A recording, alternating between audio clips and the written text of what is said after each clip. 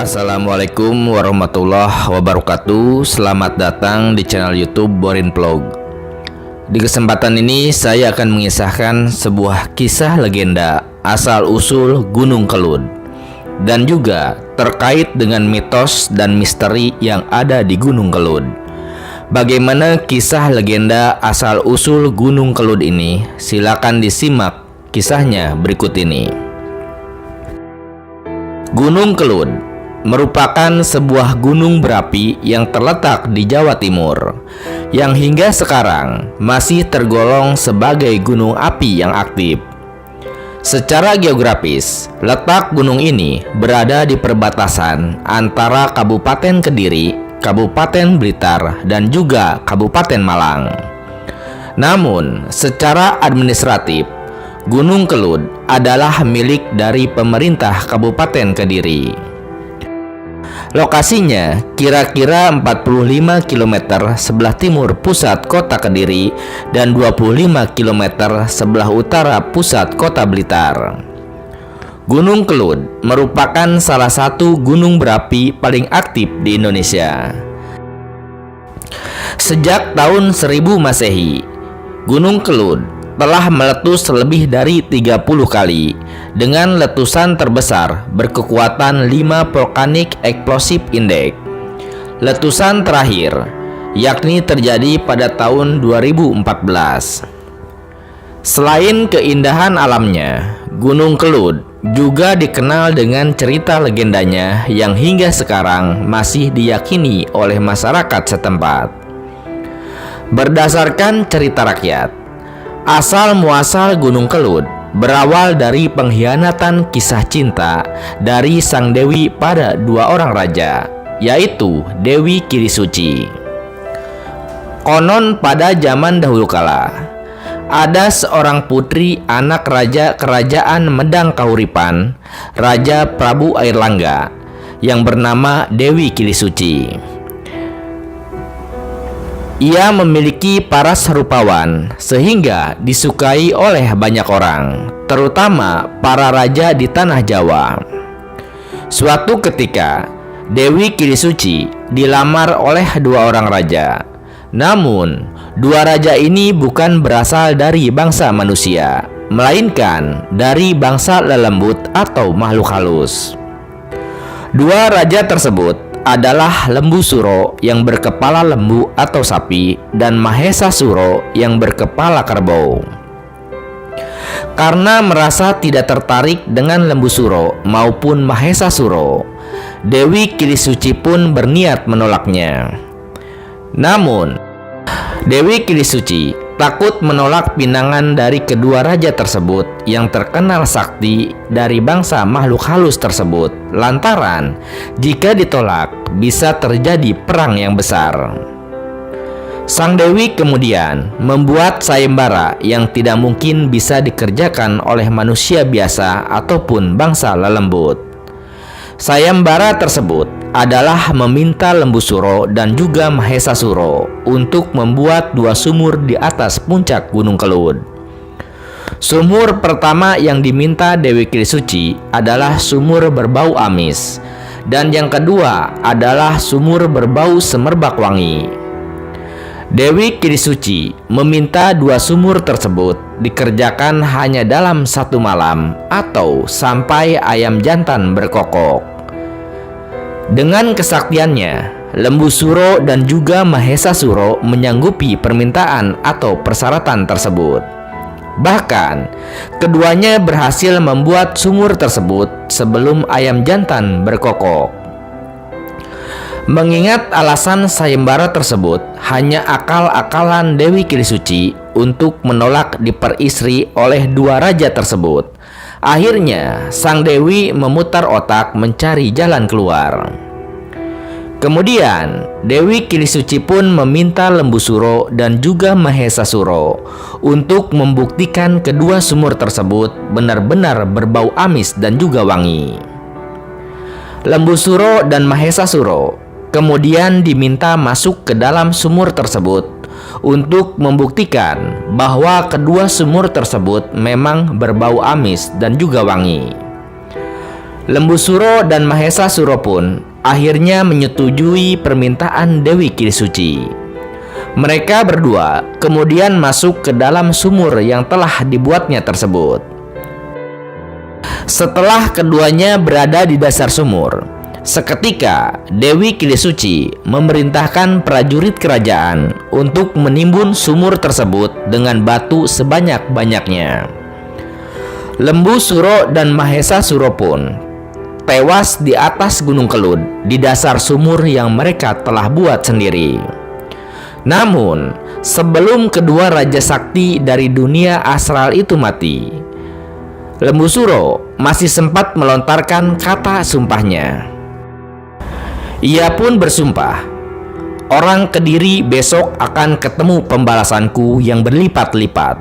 Kediri jadi sungai, Blitar jadi tanah lapang, Tulung Agung jadi danau." Demikian sumpah serapah yang diucapkan oleh Lembu Suro. Kemudian Lembu Suro dan Mahesa Suro pun mati di dalam dua sumur tersebut yang ditimbun oleh batu. Kisah tersebut kemudian dipercaya sebagai asal-muasal Gunung Kelud, hingga turun-temurun melegenda di masyarakat hingga sekarang.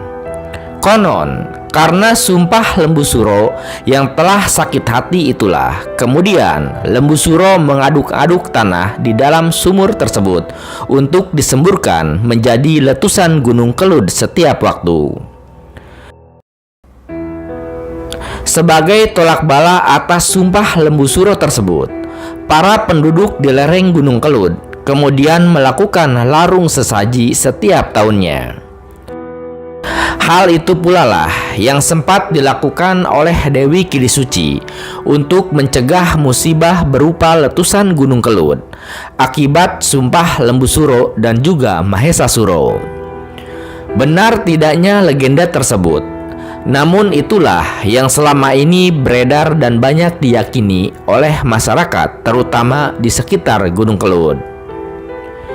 Itulah legenda Gunung Kelud, yang mana sebenarnya ada dua versi utama mengenai legenda Gunung Kelud tersebut.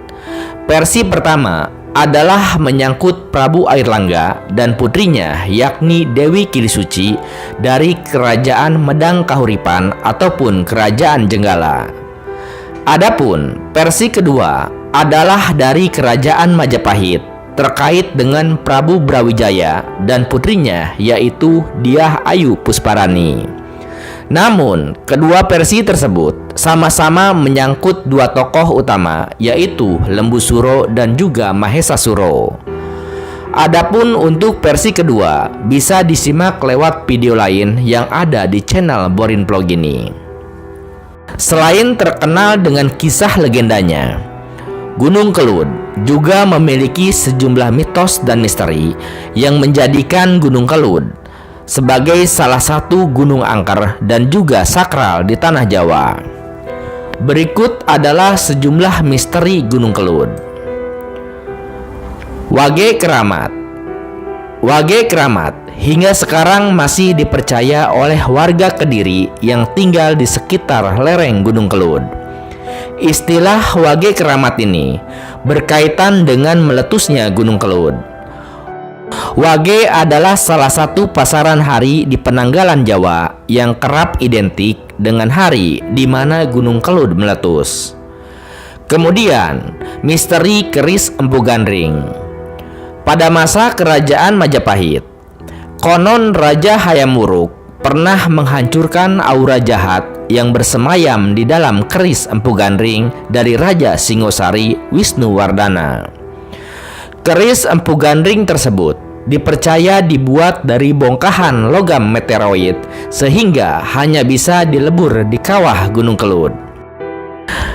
Diketahui, keris Empu Gandring pernah memakan nyawa pembuatnya sendiri, yaitu Empu Gandring, yang dilakukan oleh sang pemesan keris, yaitu Ken Arok. Akibatnya, Empu Gandring mengutuk keris tersebut agar menewaskan atau memakan mangsa, yaitu keturunan Ken Arok hingga 7 turunan. Sialnya, kutukan itu memang ternyata berlanjut hingga Ken Arok sendiri akhirnya tewas oleh keris Empu Gandring. Selain itu, ada juga Kebo Ijo dan juga Anusapati meninggal karena keris Empu Gandring. Kemudian, ada juga mitos atau misteri mengenai perlindungan kerajaan Daha. Dibandingkan dengan Gunung Sinabung atau Merapi, letusan Gunung Kelud memang tidak terlalu memakan korban jiwa. Padahal dampak letusannya terasa sampai di barat Pulau Jawa. Konon, hal itu diakibatkan oleh adanya campur tangan kerajaan Daha. Kerajaan Daha adalah salah satu kerajaan tertua di tanah Jawa dan dipercaya keturunannya masih ada sampai sekarang dan berada di wilayah Kediri. Diceritakan, tetua kerajaan Daha tidak pernah rela jika letusan Gunung Kelud meluluh lantahkan area kekuasaan mereka dan di sekelilingnya sampai daerah Malang. Hal itu konon dibuktikan dari abu vulkanik letusan Gunung Kelud yang masih terkontrol sehingga melindungi daerah seperti sebagian Kediri, Blitar hingga Kota Malang. Lalu ada juga misteri lainnya di Gunung Kelud, yaitu adanya jalan misterius. Di area gerbang wisata Gunung Kelud ada jalan misterius yang bisa membuat kendaraan berjalan sendiri meski mesin dimatikan.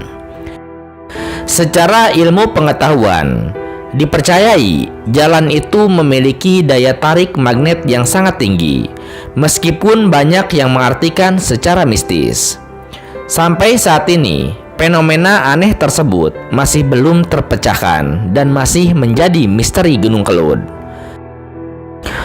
Bagaimana bisa sebuah mobil bisa berjalan sendiri ke arah atas atau juga menanjak walaupun mesin dimatikan? Kemudian ada juga misteri bidadari penunggu kawah. Menurut mitos warga setempat, kawah Gunung Kelud dijaga oleh sepasang buaya putih yang konon merupakan jelmaan bidadari.